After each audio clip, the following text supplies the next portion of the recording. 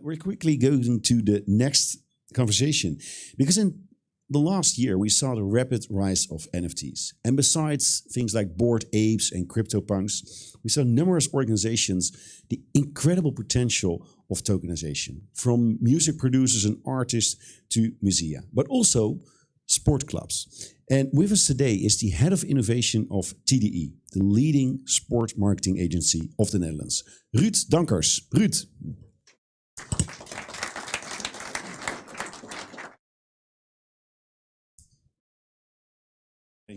Yeah, over here. I think your mic is working, right? I hope so. Yeah. Wonderful, Ruud. Many thanks for joining. TDE, it's the sport marketing agency of the Netherlands, right? Very digital-based sports marketing agency. So we used to call us digital creatives in sports, which is basically the romantic version of an agency of developers, designers, and creatives that are building products, concepts, and campaigns for organizations, athletes, and sponsors inside the sport. So we're only doing sports, but different terrains of the sports, and also different sports, like football, of course, is commercially the most interesting sport in the Netherlands, but also cycling with Team Jumbo-Visma we are doing a lot. So mostly sports, mostly digital, and one of the things that are the questions we are getting from our clients is, what do we have to do with Web3 and NFTs?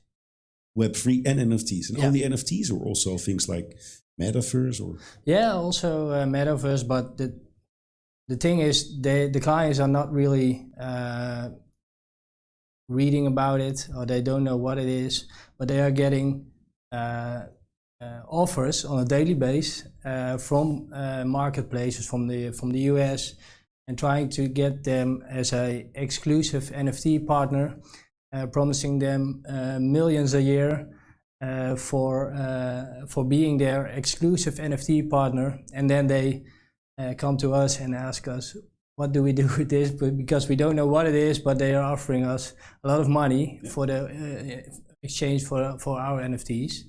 And I think this is mostly the time to warn them not to do it. Oh, why not? Well, because we believe NFTs are a technology that you build yourself and be owner of it yourself as a company, so not really decentralized, as we discussed in the earlier sessions. But we think building a new technology that you want to give to your fans, or use it to engage your fans, you don't do that with someone who is with you in a partnership, who could go away after a few years because the company is exploding, like FTX, for example. We are advising them to build it on their own if they want to do it. And first question is, what are we building, and is NFT a necessary thing to use? On the other hand, I can see from most sport clubs, they've been told they can raise millions. I mean, NBA, for example, in the US, the baseball competition, they raised, I think, their first rounds selling NFTs, $350 million selling NFTs. I can see that a lot of sport clubs in the Netherlands are also thinking like, okay, that's interesting. That's a new source of income. But then they try to have a conversation with you, and you tell them like, no, wait, before you have a better model. Or if you think long term, and you think of your fans, your loyal fans, which you have a relationship with, you don't put on NFTs on the marketplace, ask money for it, because we always try to compare it with selling jerseys from the club.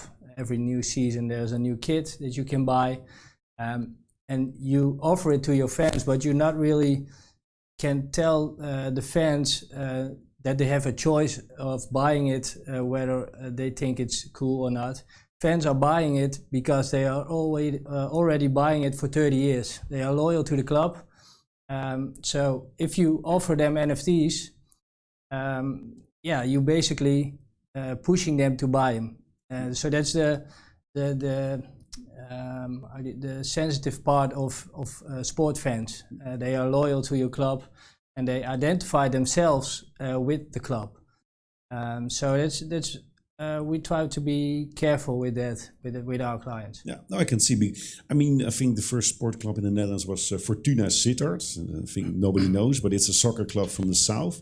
Who also sold some NFTs and then made actually fans. Made it possible that these fans could just log in with their NFT and choose the new design of a player's bus, right? Yeah, that kind of stuff. Yeah, so Fortuna is actually owned by a Turkish businessman, yeah. And they got a partnership with Socios, which is basically a fan token, which you can hold as a sport fan, and it's a Turkish company, so they are sponsoring Inter Milan, Paris Saint-Germain, and Fortuna Sittard because of the Turkish connection they have with the owner. So yeah, we don't really believe in long-term things like that because Fortuna Sittard, with all due respect, but they don't have fans worldwide. And now Russian people, American people, Asian people are buying fan tokens who are deciding over the fan bus of the player bus of Fortuna. It doesn't make really sense. The speculation part is too big around this project. So that's basically what we are trying to work on with our clients. Like we want to use the technology NFTs as a tool to engage them, to increase the engagement of the fans. Like for example, we always say you never heard a musician launch MP3s, right? He's launching music that are MP3s used to streaming and that kind of stuff. But it's not something you launch because of it's an NFT. Have you been already working with NFTs in the Netherlands for sport clubs? Yeah, so we in the early of 2021, when the NFTs were rising really fast, we launched some NFTs for Eliud Kipchoge, the marathon runner, for PSV, and for Team Visma, the cycling team. And actually we had this romantic thought of we're going to sell a historic moment, because you cannot own a moment. We just wanted to get the best moments in sports history. So Eliud Kipchoge ran a marathon under 2 hours as the first and still only human ever did. And we auctioned that moment to gain revenues for him to use in his training camp that he has in his country. Another cool project you can talk about? We also did last summer. There you see the shift of the use of NFTs, because last year we just used it to gain revenues for the clients, and we see that this shifting in the market. So that's not really more on raising money. It's using NFTs to engage the fans. So we did for PSV. They launched their new away kit in Eindhoven on a museum. They launched it with a video with projection mapping on a building. And from that video, we created 100 frames, cool frames from that video. And everybody who bought the away shirt in the shops, they got a code to compete in a raffle to win one of those 100 NFTs as a memory, as a collectible from that special moment where everybody was looking at that building to that cool video, which had just one broadcast. It just was one time showed, and it also gives them access to the PSV museum throughout this season. Now, you've been discussing like generating income, engaging fans. A question from the audience is like, what is the value proposition of tokens for sport fans, or only the fans? Yeah, so it all depends on how far a club wants to go. You mentioned voting for a design of the player's bus. I don't think that's really a nice way to a good way to engage your fans. It's a bit cheesy or not really adding much value. We are just thinking, moving with the trends that are going on outside the club. So, for example, the rise of the creator economy. We see a lot of creators around sports that are creating visuals, artworks, animations of historic moments or from players or whatsoever. And we are thinking about embracing them inside the club. So, for example, we can use them to participate in the creative part of a club and their social visuals they create, and we just use the creators, for example, to come up with the design of a shirt. Fans could vote for that shirt, but the creator that designed it will also gain revenues from the sales from the shirt. So we really want to shift that creator economy, and I think you could call that a little bit decentralized because we are shifting it away from only revenues to the club. We've been working on a few projects with NFTs and sport clubs and sports here in the Netherlands. Were there any surprising results, things that you didn't expect? Well, what you've seen last year is that the term NFTs is a bit toxic. Toxic in the sense of everybody thinks it's only about these bored apes, or exactly.